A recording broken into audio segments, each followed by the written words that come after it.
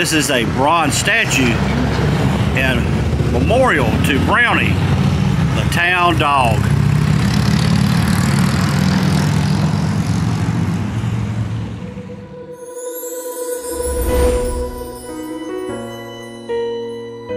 At the corner of Beach Street and Orange Avenue, there is a little park. And this is where I have found Brownie's grave. There's construction going on and it's fenced in, but I found a little open area. And in the name of progress, they have concreted over Brownie's grave.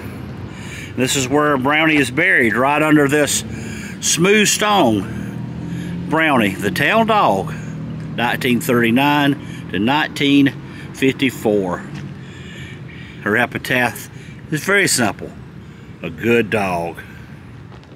Brownie, the town dog, was a stray that lived here in Daytona Beach from 1939 to 1954. He didn't have an owner. He belonged to the whole town. Brownie even had a bank account. Yeah, you heard me right, a bank account right across the street at the Merchant Bank. Brownie was about a year old when he came to Daytona, or was discovered. He liked to hang out just a few doors down from the bank. Is where a pizza place is now. But in those days, that was the Daytona Cab Company. The story goes that Ed was having lunch one day right in front of his cab company, and a stray dog came up, and Ed offered the dog a little bit of his lunch, and the dog loved it so much he figured he would make Daytona his home.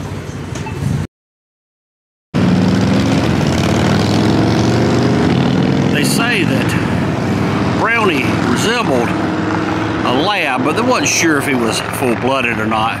But he was brown and had a little bit of white under his chin. Since the cab company was going to be Brownie's new home, Brownie took it upon himself to patrol Beach and Orange Streets just to make sure all the owners were safe. And in turn, of course, you know, Brownie, again, a good dog that he was, people would offer him handouts. Sometime around 1947, of course, even during those days, the traffic was terrible. Brownie would tend to want to walk across the street, and one of the cab drivers saw that Brownie had been hit by a car.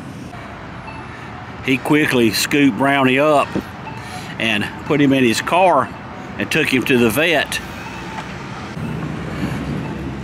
After dropping Brownie off at the vet, the cab driver came back and posted a sign in front of the cab company saying that Brownie had been hit by a car, and if anybody would like to make any donations, they would sure appreciate it. According to the newspaper, in the first 30 minutes of the sign being up, there was $32 donated to the fund, and Brownie would be able to check out of the hospital and pay his own bill. The first dog house that Brownie had was just made from an old crate, but when Brownie came home from the hospital, the cab drivers had erected him a brand spanking new first-class dog house with his name written across the front of it. At the Merchant Bank, Brownie's account was account number 3318, and even had his name on his bank book. Every year, the package shop owner, C.P. Miller, took it upon himself to take some of Brownie's money and procure Brownie an official dog license. Hey, had to make the town dog legal. And legal Brownie was, with the license tag #1. Of course, newspapers around the country heard about Brownie, and they posted his story, and people not only would come to Daytona Beach to take care, to enjoy some of that sun and surf, they also came to see Brownie. Brownie even had his own postcard. Postcards sold all over the country, and there was even a Christmas version of Brownie's postcard.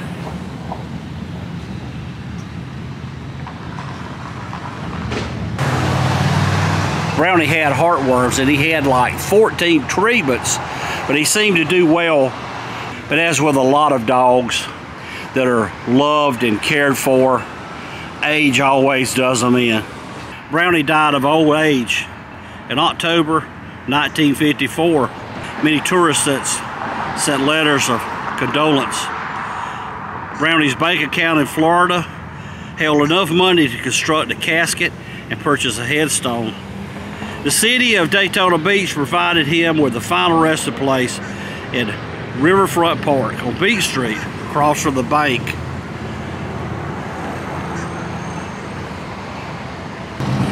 Brownie's memorial and grave is one of the most visited memorials in the world, and it's been honored as one of the top 7 dog graves in the world, one of the top 21 memorials in the world.